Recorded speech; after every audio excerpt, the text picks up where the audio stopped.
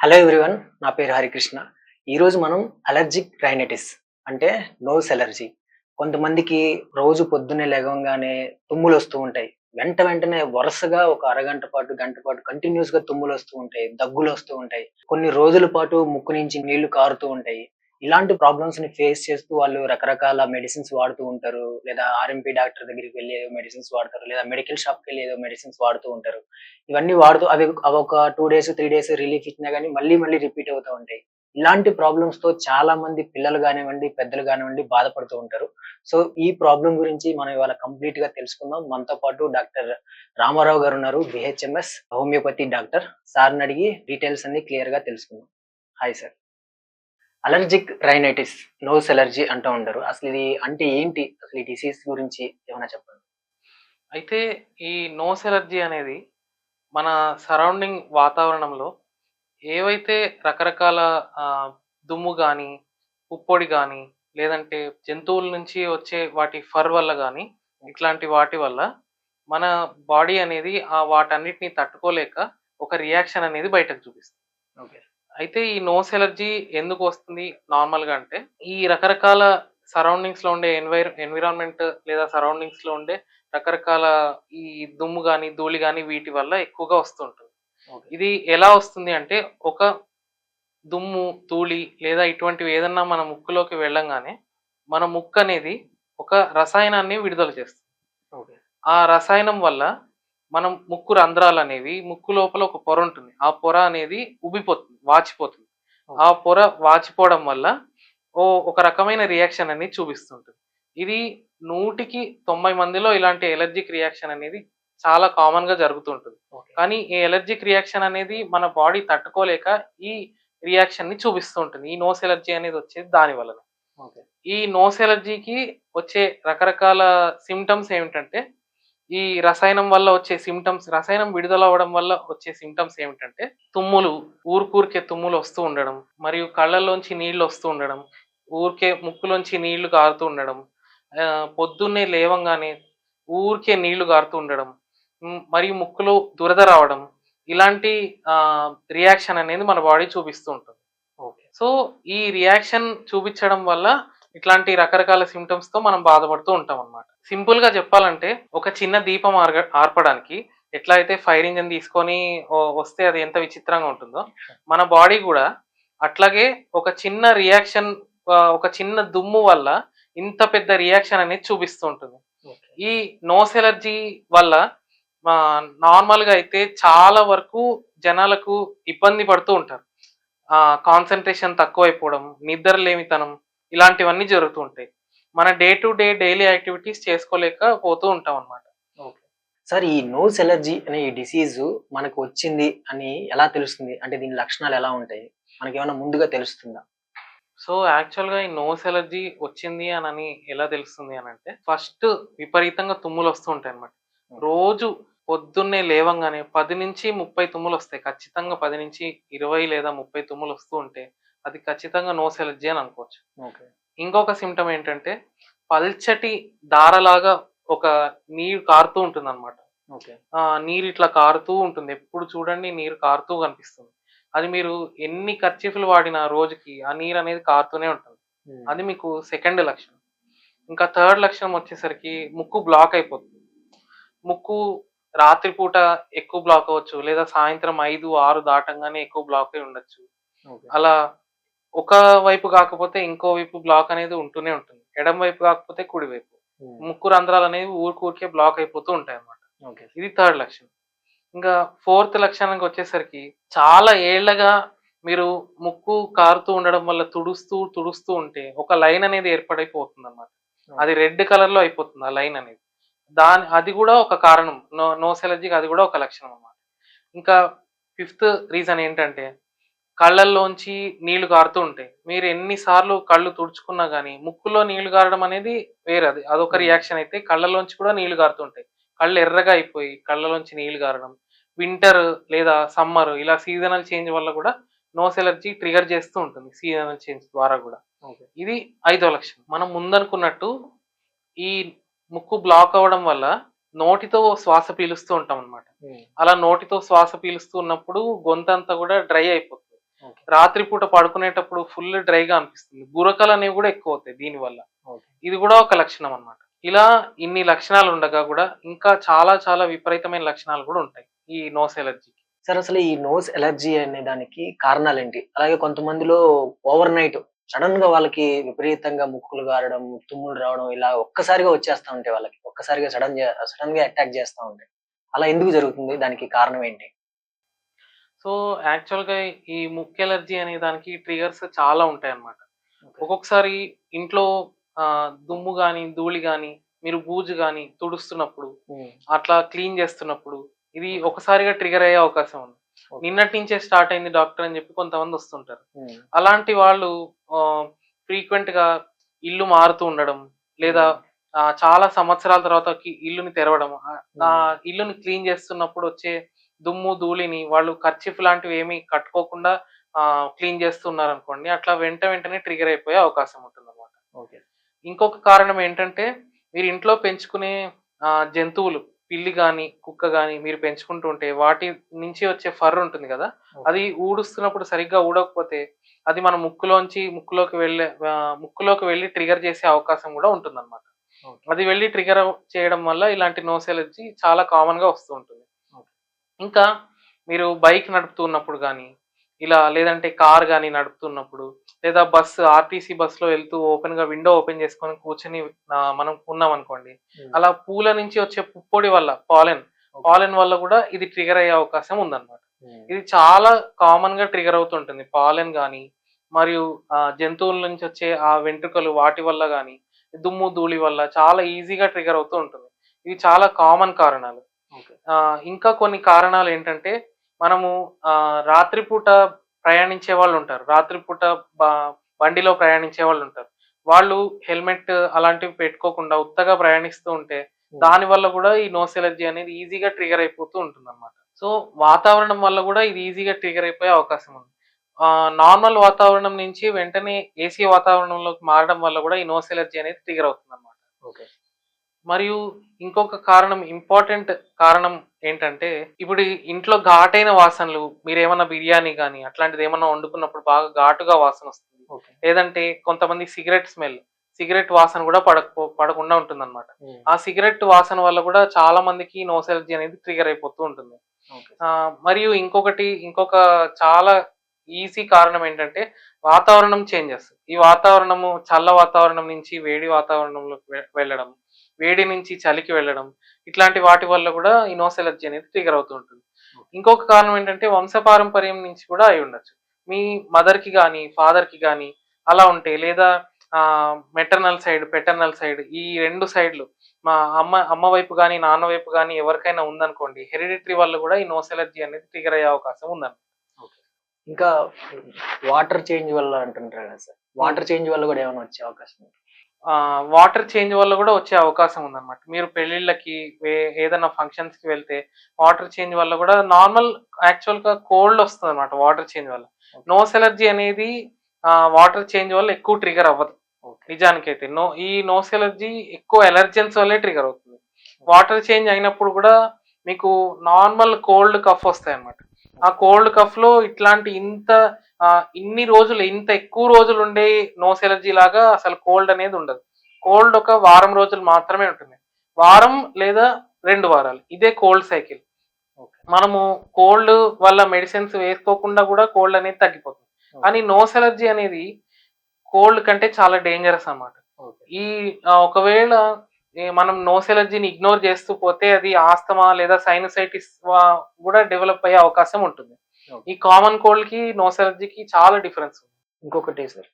అంటే కొంతమంది ఇప్పుడు నార్మల్‌గా మున్సిపాలిటీ వాటర్ తాగుతుంటారు. హ్మ్. వాళ్ళు తాగేవాళ్ళు సడెన్‌గా మినరల్ వాటర్ హ్మ్. తాగినప్పుడు కూడా ఏమైనా వచ్చే అవకాశం ఉందా? ఆహ్, నో యాక్చువల్‌గా అయితే అంత డిఫరెన్స్ ఏముండదు. ఓకే. ఈ మున్సిపాలిటీ వాటర్ అనేవి ఎక్కువ మనం క్లోరిన్ అవి యూజ్ చేసి వాటిని ఫిల్టర్ చేస్తూ ఉంటారన్నమాట. ఓకే. మినరల్ వాటర్‌లో ఇంత క్లోరిన్ అనే కంటెంట్ అనేది ఉండదు. ఓకే. దీనికి పెద్ద డిఫరెన్స్ అసలు ఏమీ ఉండదు. ఓకే. నోస్ ఎలర్జీ ట్రిగరింగ్ ఫ్యాక్టరే కాదసలు. ఈ ఓకే. మున్సిపాలిటీ వాటర్‌కి, మినరల్ వాటర్‌కి ట్రిగరింగ్ ఫ్యాక్టరే ఉండదు. ఓకే. సంబంధమే లేదు. సంబంధమే లేదు. ఓకే. సార్ అసలు ఈ నోస్ ఎలర్జీ వచ్చినప్పుడు ఏం జరుగుతుంది? ముక్కు లోపల అక్కడ ఎలా ఉంటుంది? ఏం జరుగుతుంది? సో, మన ముక్కనేది ఒక ఇల్లనుకోండి. ఆ ఇల్లుని మనం క్లీన్ చేద్దామని అనుకున్నాం అనుకో, మనకు ఒక వాక్యూమ్ క్లీనర్ అనేది కావాలి. ఓకే.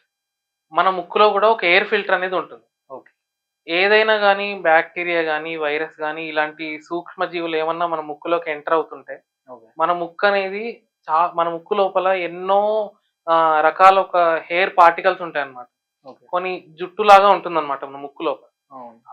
అట్లాంటివి ఆపేస్తాయన్నమాట. ఏ బ్యాక్టీరియా గానీ, వైరస్ గానీ, లేదంటే దుమ్ము గానీ, ధూళి గానీ అవన్నీ వస్తుంటే మన ముక్కు లోపల ఉన్న జుట్టు కణాలనేవి ఆపేస్తాయి. ఓకే. ఇది ఒక ఎయిర్ ఫిల్టర్ లాగా పనిచేస్తుంది. సో, నోస్ ఎలర్జీ ఉన్న వాళ్ళకి ఏమవుతుందంటే, మన ముక్కు లోపల ఒక మాంసపు కండరం ఉంటుందన్నమాట. ఓకే. ఆ మాంసపు కండరం అనేది ఈ ఏమి దుమ్ము, ధూళి పెద్ద పెద్ద ఏమన్నా దుమ్ము గాని వస్తున్నప్పుడు వాటిని ఆపిచ్చేస్తుంది. ఈ ఓకే. నోస్ ఎలర్జీ ఉన్న వాళ్ళకి ఏమవుతుందంటే, ఆ ముక్కు కండరం అనేది చిన్న పార్టికల్ వచ్చినా గాని అది ఉబ్బిపోతుంది, వాచిపోతుంది. ఓకే. దానివల్ల వాళ్ళ ఎయిర్ ఫిల్టర్ సిస్టమ్ అనేది పూర్తిగా పాడైపోతుంది. ఓకే. అసలు ఇంట్లో వాక్యూమ్ క్లీనర్ గాని, చీపురు గాని లేకపోతే ఇల్లెంత ఆహ్, హీన పరిస్థితిలో ఉంటుందో మన ముక్కు గూడా అంతే ఉంటుంది. ఓకే. అలా ముక్కులోంచి ఇట్లాంటి మనం మాట్లాడుకున్న లక్షణాలన్నీ బయటపడతాయి. ఊరికే తుమ్ములు రావడం అనేది, మరియు కళ్ళలోంచి నీళ్ళు రావడం అనేది, కళ్ళు ఎర్రగా అవ్వడము, ముక్కులో దురదలు రావడం, ఇలాంటి రకరకాల లక్షణాలనేవి బయటపడుతూ ఉంటాయి. అసలు వాక్యూమ్ సిస్టమే లేకపోతే ఇంక ముక్కంతా నాశనం అయిపోతుంది. దీనివల్ల ఈ నోస్ ఎలర్జీ అనేది ట్రిగర్ అయ్యి చాలా ఏళ్ల వరకు ఈ నోస్ ఎలర్జీ అనేది కూడా ట్రిగర్ అవుతూ ఉంటుందన్నమాట.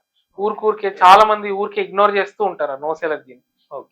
సో, ఈ నోస్ ఎలర్జీ ఉన్న వాళ్ళకి ఆ లోపలున్న ఎయిర్ ఫిల్టర్ సిస్టమ్ అనేది పూర్తిగా పాడైపోతుంది. ఆ పాడైపోవడం వల్లనే ఊరికే వాళ్ళకి ఇలాంటి ఎలర్జీ అనేది వస్తూ ఉంటుంది. సార్, ఈ నోస్ ఎలర్జీకి కొంతమంది ఏం చేస్తారంటే ఏదో ఆర్ఎంపీ డాక్టర్ దగ్గరికి వెళ్ళిపోయి లేదా మెడికల్ షాప్‌కి వెళ్ళిపోయి ఏదో టాబ్లెట్ తీసుకుంటారు. వాళ్ళేదో ఇస్తారు. అవి యేసుకుంటారు. అవి యేసుకుంటే తగ్గుతది. ఆ పూటకి తగ్గుతది లేదా ఆ రోజుకి తగ్గుతుంది. ఇంకా వదిలేస్తారు. ఒక 2, 3 రోజులు రావట్లేదుగా అని చెప్పేసి. ఇలా చేయడం వల్ల వాళ్ళు అలా నెగ్లెక్ట్ చేయడం వల్ల ఏమైనా సీరియస్ ప్రాబ్లమ్స్ ఉంటాయా? యాక్చువల్‌గా ఈ నోస్ ఎలర్జీ అనేది ఫస్ట్ వచ్చినప్పుడే కనుక్కోవాలన్నమాట. ఓకే. మీరు ఒక వారం ఆగుతాం. ఒక వారం ఆగిన తర్వాత ఇది కంటిన్యూయస్‌గా వస్తూనే ఉంది. ఒక వారం లేదా 2 వారాలు. హ్మ్. 2 వారాల తర్వాత కూడా తగ్గకపోతే మీకు చాలా ప్రమాదం వచ్చే ఛాన్స్ ఉందన్నమాట. ఓకే. ఎందుకంటే నోస్ ఎలర్జీ డైరెక్ట్‌గా సైనసైటిస్‌కి వెళ్ళిపోవచ్చు. ఓకే. ఇదొక సైనస్ ప్రాబ్లమ్ అని అంటుంటారు. హ్మ్. ఈ సైనస్ ప్రాబ్లమ్ ఎందుకొస్తుంది అనంటే, ఈ నోస్ ఎలర్జీని ఎన్నో ఏళ్లుగా ఇగ్నోర్ చేస్తూ ఉండడం వల్ల కూడా సైనస్ ప్రాబ్లమ్ అనేది రావచ్చు. ఓకే. మనం ముఖం ఎముకల్లో చాలా వరకు కొంచెం ఖాళీ స్పేస్ ఉంటుందన్నమాట.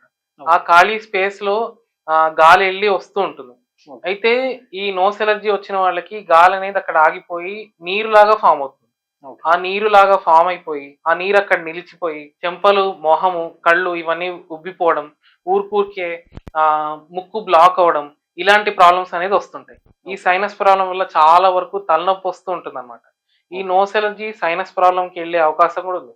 ఈ సైనస్ ప్రాబ్లమ్‌లో కూడా ఈ నీరు నిలిచిపోవడం వల్ల యెల్లో కలర్ లాగా కూడా ఫార్మ్ అయిపోయి చీము అనేది కూడా కారుతూ ఉంటుంది. ఇంత దూరం తెచ్చుకునే వరకు ఉంటుందన్నమాట ఈ నోస్ ఎలర్జీ అనేది. ఇంకొకటేంటంటే ఈ నోస్ ఎలర్జీ అనేది ఆస్తమాగా మారే అవకాశం కూడా ఉందన్నమాట.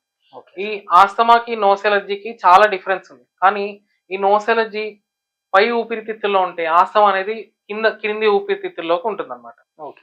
అయితే పై ఊపిరితిత్తుల నుంచి కింది ఊపిరితిత్తులకు వెళ్తుందా అనే ఆ క్వశ్చన్ కూడా వస్తుంది. హ్మ్. మీరు గనక నోస్ ఎలర్జీని ఇలా ఇగ్నోర్ చేస్తూ ఉండి మీకు ఒక నెల, 2, 3, 4 నెలల నుంచి కూడా ఇలా ఊరికే తుమ్ములు వస్తూ ఉండడం, మరియు ముక్కులోంచి నీళ్లు గారడం, ఇట్లా ట్రిగరింగ్ ఫ్యాక్టర్స్ కానీ మీరు ఇల్లు ఊడుస్తున్నప్పుడు కూడా ఊరికే తుమ్ములు రావడం అనేవి వస్తూ ఉంటే కూడా ఈ నోస్ ఎలర్జీ అనేది ఆస్తమాగా మారే అవకాశం ఉందండి. ఇంకా ఏంటంటే రాత్రిపూట నోరు తెరిచి పడుకుంటారన్నమాట. అది ఎందుకు వస్తుంది? ముక్కు బ్లాక్ అయిపోయి, ముక్కు బ్లాక్ అవ్వడం వల్ల నోరు అనేది ఆటోమేటిక్‌గా తెరుచుకుంటుంది. ఊపిరి అందకపోతే మనం ముక్కులోంచే ఊపిరి వెళ్తుందన్నమాట. ఆ ఓకే. ముక్కులోంచి ఊపిరి వెళ్తూ తీసుకుంటూ ఉన్నప్పుడు దానివల్ల మనకు నోస్ ఎలర్జీ వల్ల ముక్కు బ్లాక్ అయిపోతే నోరు కూడా తెరుచుకుంటుందన్నమాట. ఓకే. దాని పాటికి అది నోరు తెరుచుకొని నోరులోంచి మనము ఊపిరి తీసుకోవాల్సొస్తుంది. దానివల్ల గొంతంతా డ్రై అయిపోతుంది. ఆ గొంతు డ్రైనెస్ వల్ల కూడా ఊరికే ఆహ్, దగ్గు, జలుబు అనేది కూడా ఊరికే ట్రిగర్ అయిపోతుంది. ఓకే. ఇంకొకటేంటంటే ఈ ముక్కు కండరాలనేవి వాచిపోతాయి. ఇది నేసల్ పాలిప్స్ అంటుంటారు. ఆ ఓకే. పాలిప్ అనేది కూడా ఈ నోస్ ఎలర్జీ వల్ల కూడా రావచ్చు. ఎన్నో ఏళ్ళు ఇగ్నోర్ చేస్తూ ఉండడం వల్ల ఈ నేసల్ పాలిప్స్, నోస్ పాలిప్స్ అనేవి వస్తూ ఉంటాయన్నమాట. ముక్కులో కండరం ఇంత వాచిపోయి ఉంటుంది.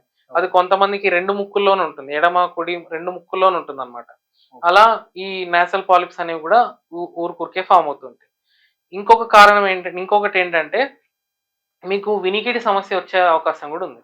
సార్ ఇప్పుడు మీరు రకరకాల ఇన్ని ప్రాబ్లమ్స్ ఉంటాయి, ఇన్ని సీరియస్‌గా గూడా ఉంటాయని జెప్పారు. వీటితో పాటు అది లంగ్స్‌కి కూడా ఎఫెక్ట్ చేసే అవకాశం ఏమైనా ఉంటుందా? యాక్చువల్‌గా ఈ నోస్ ఎలర్జీ అనేది లంగ్స్ కూడా ఎఫెక్ట్ చేసే అవకాశం ఉందన్నమాట. ఓకే. కొంతమందికి చల్లగాలిలోకి వెంటనే వెళ్ళంగానే ఆయాసం రావడం, మరియు ఊరికే తుమ్ములనేవి రావడం, ఇట్లాంటివన్నీ జరుగుతూ ఉంటాయి. మన ముక్కు ఇంకా మన ఊపిరితిత్తులు వేరు వేరు భాగాలు. ఇదంతా ఒకటే ఎయిర్‌వే అన్నమాట. ఒకటే ప్రాసెస్‌లో జరుగుతూ ఉంటుంది. ఓకే. మనము రాత్రిపూట గనక ఈ నోస్ ఎలర్జీ అనేది ట్రిగ్గర్ అయ్యి, దీనివల్ల ముక్కులు గారుతూ ఉంటే, మనకు ముక్కు బ్లాక్ అయిపోవడం వల్ల మన గొంతు ఎనక భాగంలోకి ఈ నీళ్ళనేవి వెళ్తూ ఉంటాయి. దాన్నే పోస్ట్ నాజల్ డ్రిప్ అంటారనమాట. అంటే గొంతు వెనక భాగంలోకి వెళ్తూ ఉంటదన్నమాట. ఇలా దీనివల్ల పొద్దున్నే లేవంగానే దగ్గు, ఆయాసం, ఊరికే ముక్కులు గారడం ఇట్లాంటివన్నీ ట్రిగ్గర్ అవుతూ ఉంటాయన్నమాట. సో లంగ్స్ అనేవి ఎఫెక్ట్ అయ్యే అవకాశం చాలా వరకు ఉంటుంది. ఇంకా పిల్లి కూతలు అనేవి కూడా చాలా కామన్ ఈ నోస్ ఎలర్జీ వచ్చిన వాళ్ళకి. ఇది లంగ్స్ ని కూడా ఎఫెక్ట్ చేసే అవకాశం చాలా ఉందన్నమాట. సరే ఈ నోస్ ఎలర్జీ వల్ల ఒక నో ముక్కులనేవి బ్లాక్ అయిపోతాయి. దానివల్ల నోటి ద్వారా వాళ్ళు బ్రీతింగ్ తీసుకుంటారు అని జెప్పారు. సో దీనివల్ల రాత్రిపూట వాళ్ళకి నోటితో బ్రీతింగ్ తీసుకోవడం వల్ల గురక రావడం గూడా ఉంటుందని జెప్పారు. సో ఈ గురక రావడం వల్ల బ్రీతింగ్ మీద ఎఫెక్ట్ ఉంటుందన్నారు కదా! ఈ బ్రీతింగ్ అనేది మనకి హార్ట్‌కి సంబంధించింది గాబట్టి, హార్ట్ మీద గూడా ఏమైనా ఎఫెక్ట్ చూపిస్తుందా? ఈ నోస్ ఎలర్జీ అనేది? అంటే హార్ట్ అటాక్ దాకా వెళ్తుందా రాత్రి పడుకున్నప్పుడు? అయితే చాలా మంది నోస్ ఎలర్జీ ఉన్న వాళ్ళకి ముక్కు దిబ్బడ అనేది ఉంటుంది. ఓకే. ఈ ముక్కు దిబ్బడ ఎందువల్ల వస్తుందంటే మనం ముందు మాట్లాడుకున్నాం. ఓకే. ఈ ముక్కులో కండరాలు ఉంటాయన్నమాట. మనము ముక్కులోంచి ఊపిరి తీసుకోకపోతే ముక్కు కండరాలు అనేవి శ్వాసని ఆపేస్తాయి. ఓకే. శ్వాసను ఆపేయడం వల్ల హఠాత్తుగా మనం ఒక 10 సెకండ్లు మనకి ఊపిరి అనేది ఆగిపోతుంది. ఓకే. ఊపిరి ఆగిపోవడం వల్ల మనం హఠాత్తుగా లేస్తాం అన్నమాట. ఓకే. నిద్ర అనేది లేస్తాం. నిద్ర అనేది హఠాత్తుగా లేస్తాం. ఓకే. సో హఠాత్తుగా నిద్ర లేవడం వల్ల కూడా అసలు నిద్రలేమితనం అనేది చాలా తొందరగా ఎఫెక్ట్ అవుతుంది. ఈ బ్రీతింగ్ ప్రాబ్లం వల్ల కొంతమందికి హార్ట్ అటాక్ వచ్చే అవకాశం కూడా ఉందన్నమాట. బీపీ నుంచి హార్ట్ అటాక్ కి దారి తీస్తుంది. ఇలా నిద్ర లేకపోవడం, దీనివల్ల బీపీ రావడం, బీపీ వల్ల హార్ట్ అటాక్ వచ్చే అవకాశం కూడా ఉందన్నమాట. ఇట్లా ఊరికే మనకి నిద్రలో హఠాత్తుగా లేవడం వల్ల మనం చాలా భయపడుతూ ఉంటాం. ఇలా భయం కూడా చాలా ఎక్కువ అవుతూ ఉంటుంది అన్నమాట. అలాగే ఈ రాత్రిపూట ఎఫెక్ట్ చూపిస్తుందన్నారు. అంటే ఇది పెద్దవాళ్ళలోనే ఉంటుందా? పిల్లలు కూడా ఎఫెక్ట్ అయ్యే అవకాశం ఉంటుందా? ఈ నోస్ ఎలర్జీ అనేది చిన్న పిల్లలు తొందరగా ఎఫెక్ట్ అవుతుంది. కొంతమంది పిల్లలు ఏంటంటే ఎంతసేపు మట్టిలో ఆడుకున్నా గానీ వాళ్ళకేం కాదు. కొంతమంది పిల్లలకి మట్టిలో ఒక 2 నిమిషాలు ఆడుకున్నా గానీ వెంటనే తుమ్ములు, దగ్గు, జలుబు, వాళ్ళ మొహం ఇట్లా వాచిపోవడం ఇట్లాంటివన్నీ వస్తుంటాయి అన్నమాట. అది మనం ముందే గమనించుకుంటూ ఉండాలి. రాత్రిపూట మనం చూస్తుంటాం చాలా మంది పిల్లలు దగ్గుతూ ఉంటారు. అది కూడా దగ్గు అనేది వాళ్ళ లంగ్స్ నుంచి వినిపిస్తూ ఉంటుంది అన్నమాట. మనం క్లియర్ గా తెలుసుకుంటూ ఉంటే చాలా ఒక రకమైన సౌండ్ వస్తూ ఉంటుంది అన్నమాట. సో అది చిన్నపిల్లల్లో ఎఫెక్ట్ చేసే అవకాశం కూడా చాలా ఉందన్నమాట. తల్లిదండ్రులు అనేవాళ్ళు కొంచెం ఆలోచించుకొని పిల్లలకి అది కామన్ కోల్డా లేదా నోస్ ఎలర్జీయా అనేది వాళ్ళు ఆలోచించుకొని చూపించుకోవాలి.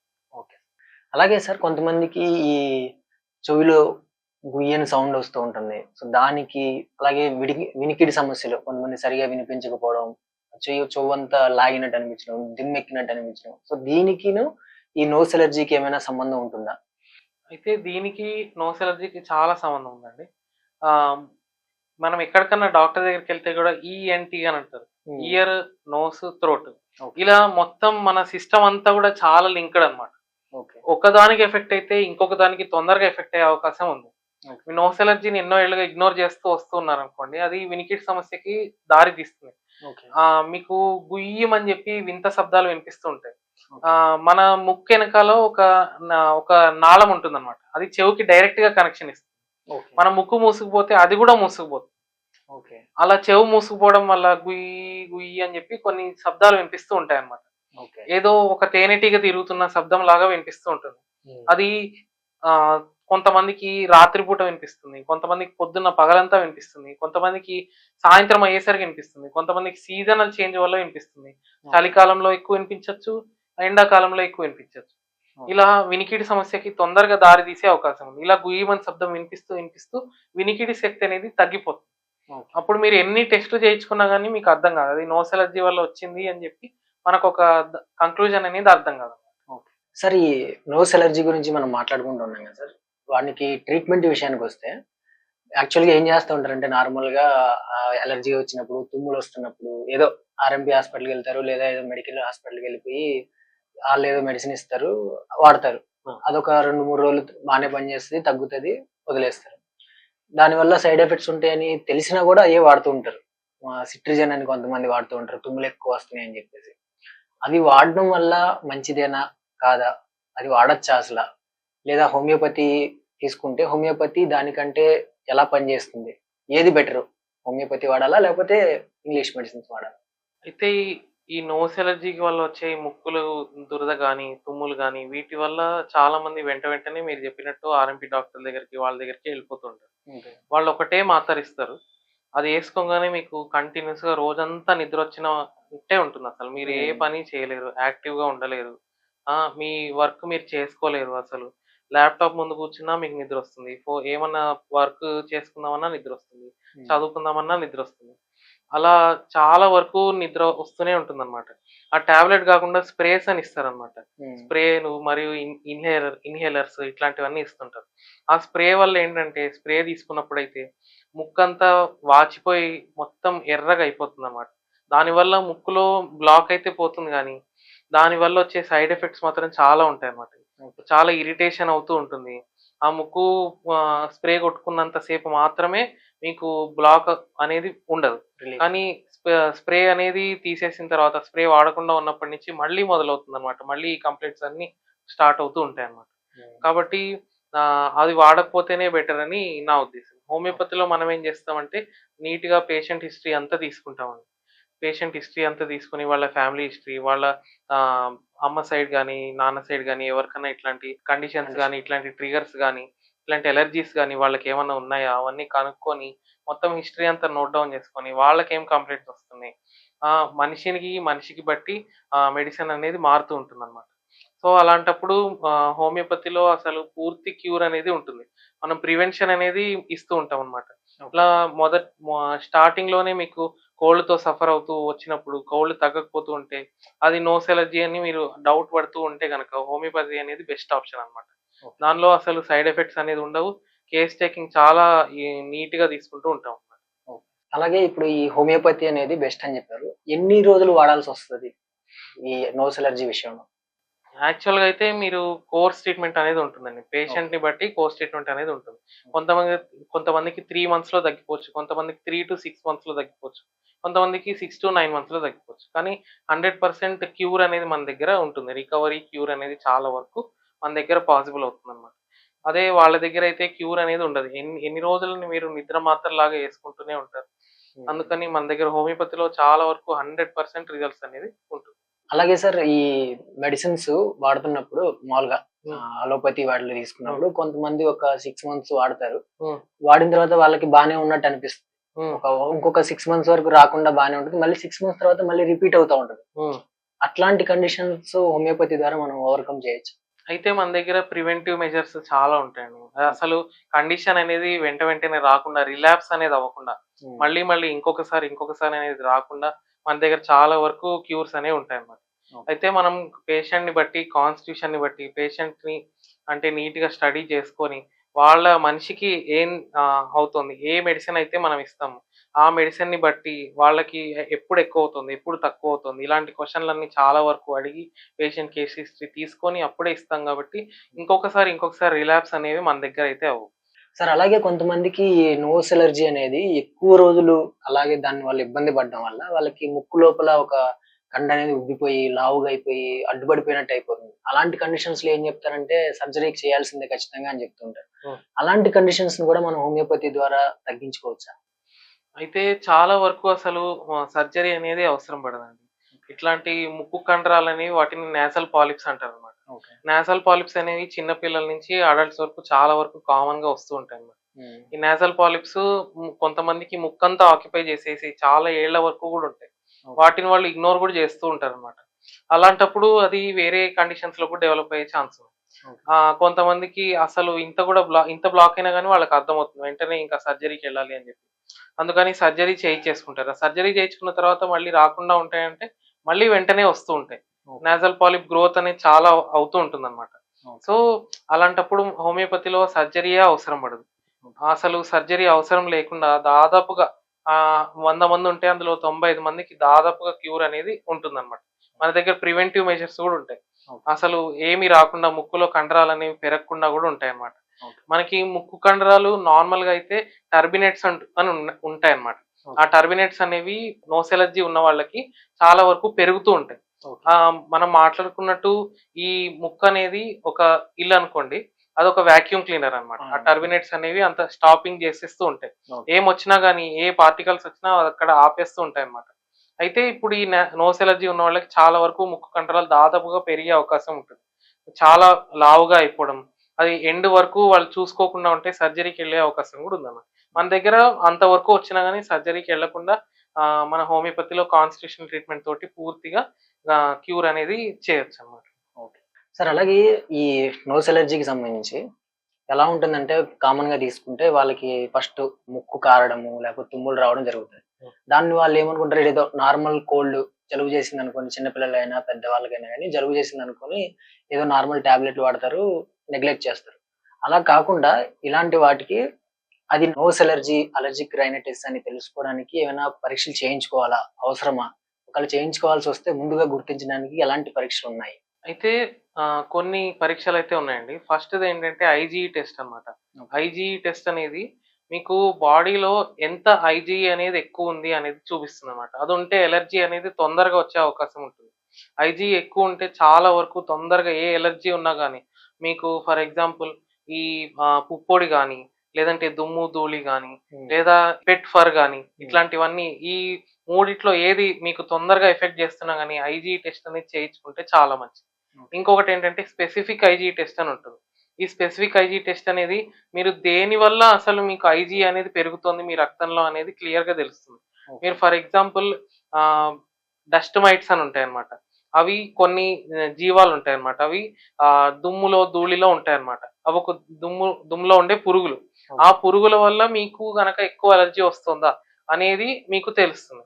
దేనివల్ల ఎక్కువొస్తోంది అనేది ఆ స్పెసిఫిక్ ఐజీఈ టెస్ట్‌లో తెలుస్తుంది. మీకు పురుగుల వల్ల వస్తుందా? లేదంటే పుప్పొడి వల్ల వస్తుందా? లేదా యానిమల్స్ వల్ల వస్తుందా? లేదా మీరు బైక్ నడపడం వల్ల గానీ, ఆ దుమ్ము వల్ల వస్తుందా? లేదా ఇంట్లో ఉన్న దుమ్ము వల్ల వస్తుందా? ఇట్లా మీకు స్పెసిఫిక్ ఐజీఈ టెస్ట్‌లో తెలుస్తుందన్నమాట. ఈ 2 గాకుండా చాలా కామన్‌గా చేయించుకునే టెస్ట్ ఏంటంటే కంప్లీట్ బ్లడ్ పిక్చర్‌లో ఈసినోఫిల్ టెస్ట్ అన్నమాట. ఈసినోఫిల్ కౌంట్ అనేది ఎక్కువుందనుకోండి మీకు అలర్జీ చాలా ఉంది అని చెప్పి తెలుస్తుంది.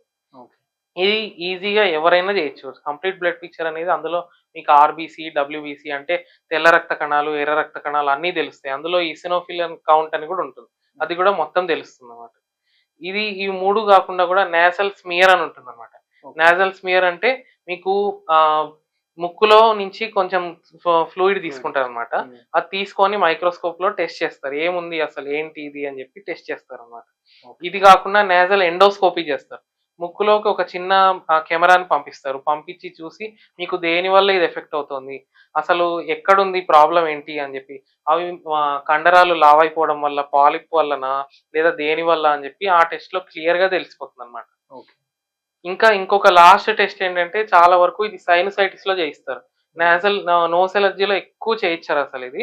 ఇదేంటంటే ఎక్స్‌రే ఇంకా సీటీ స్కాన్. ఇవి 2 చాలా కామన్ టెస్ట్‌లు. కానీ అవసరమైతే తప్ప చేయించరన్నమాట. సీటీ స్కాన్‌లో మీకు సైనస్ ప్రాబ్లమ్ ఉందా? అసలు ఎందుకు వస్తోంది? చీమ ఏమన్నా ఉందా? ఇట్లాంటివన్నీ నోస్ ఎలర్జీ వల్ల సైనస్ ప్రాబ్లమ్ వచ్చే అవకాశం కూడా ఉంటుందన్నమాట. సో దేనివల్ల వస్తోంది అని చెప్పి సీటీ స్కాన్‌లో ఫైనల్‌గా తెలిసిపోతుంది. కానీ బేసిక్ టెస్ట్ ఏంటంటే ఐజీఈ ఇంకా ఈసినోఫిల్ కౌంట్. ఇవి చాలా కామన్‌గా చేయించుకునే టెస్ట్. ఇంకా మీకు కావాలంటే ఈసినోఫిల్ కౌంట్ ఒక్కటి చేయించుకున్నా మీకు అర్థమవుతుందన్నమాట. ఓకే. సార్ ఈ నోస్ ఎలర్జీకి ఫైనల్‌గా హోమ్ రెమెడీస్ ఏమైనా ఉన్నాయా? ఇంట్లోనే ఏమైనా చిన్న చిన్న జాగ్రత్తలతో తగ్గించుకోవచ్చా? సో మీరేమన్నా ఎప్పుడన్నా కాజ్ గాని ఐడెంటిఫై చేస్తే, ఫర్ ఎగ్జాంపుల్ లేదా కాజ్ ఐడెంటిఫై చేయకపోయినా ఇంటిని దుమ్ము, ధూళి నుంచి నీట్‌గా ఉంచుకోవడం ఫస్ట్ థింగ్. బెడ్ షీట్ల మీద అట్‌లీస్ట్ వారానికి ఒకసారన్నా మార్చేసుకోవడం చాలా మంచిదన్నమాట. బెడ్ షీట్లు మీరు పడుకొని లేచినప్పుడు అవే డేంజర్ అండి. అందులోనే చాలా వరకు మీకు ఎలర్జీ కలిగించేవన్నీ అందులోనే ఉంటాయన్నమాట. బెడ్ షీట్, దిండు ఇట్లాంటివన్నీ మార్చుకుంటూ ఉండాలి ఫస్ట్, సెకండ్. ఇంకా నెక్స్ట్ వచ్చేసరికి మీరు ఆహారపు అలవాట్లు అవన్నీ మార్చుకుంటూ ఉండాలి. దేనివల్ల నాకు ఎలర్జీ వస్తుందని గమనించుకోవాలి. ఇంకా చల్లదనం మీరు గనక ట్రావెలింగ్ చేసేవాళ్ళైతే రోజు హెల్మెట్ పెట్టుకోవడం, మళ్ళీ దానికి కర్చీఫ్ కట్టేసుకోవడం, అట్లా ట్రావెలింగ్ చేస్తూ ఉండాలి. లేదా నైట్ పడుకునేటప్పుడు కొంచెం ఆవిరి పట్టేసి, సాదా ఆవిరి, అందులో ఏ క్యాప్సూల్స్ వేసుకోకూడదు, జెండు బామ్ రాసుకోకూడదు, ఏం వేసుకోకూడదు. సాదా ఆవిరి పట్టేసి పడుకోవాలన్నమాట. మన హోమియోపతి మెడిసిన్స్ తోటి మళ్ళీ హోమ్ రెమెడీస్ తోటి చాలా వరకు తగ్గిపోయే అవకాశం. Thank you sir. చూశారు కదా, అలర్జిక్ రైనైటిస్, నోస్ ఎలర్జీ గురించి ఉన్న డీటెయిల్స్ అన్ని కూడా మనం ఇవాళ క్లియర్ గా తెలుసుకున్నాము. ఇలాంటి సిమ్టమ్స్ మీకు ఏమున్నా గానీ, ఈ ప్రాబ్లమ్ తో మీరు చాలా రోజులుగా బాధపడుతున్నా గానీ వెంటనే ఫిడికస్ హోమియోపతిని కాంటాక్ట్ అవ్వండి. స్క్రీన్ మీద కనిపిస్తున్న నంబర్ 7997100303 నంబర్ కి కాంటాక్ట్ అయ్యి రామారావు గారిని కాంటాక్ట్ అవ్వి ఆయన చెప్పే దాన్ని బట్టి ట్రీట్మెంట్ ఫాలో అవ్వండి. అలాగే ఫిడికస్ హోమియోపతిలో 2 రకాల ట్రీట్మెంట్స్ అవైలబుల్ గా ఉన్నాయి, ఆఫ్లైన్, ఆన్లైన్. ఆఫ్లైన్ అయితే మీరు డైరెక్ట్ గా ఈ నంబర్ కి, స్క్రీన్ మీద కనిపిస్తున్న నంబర్ కి కాల్ చేసి అపాయింట్మెంట్ తీసుకొని రావచ్చు. లేదు మీరు ఎక్కడైనా దూరంగా ఉంటే ఈ నంబర్ కి కాల్ చేసి ఆన్లైన్ లో కూడా ట్రీట్మెంట్ అనేది అవైలబుల్ గా ఉంది. సో ఈ 2 ఆప్షన్స్ ని యూజ్ చేసుకోగలరు. Thank you.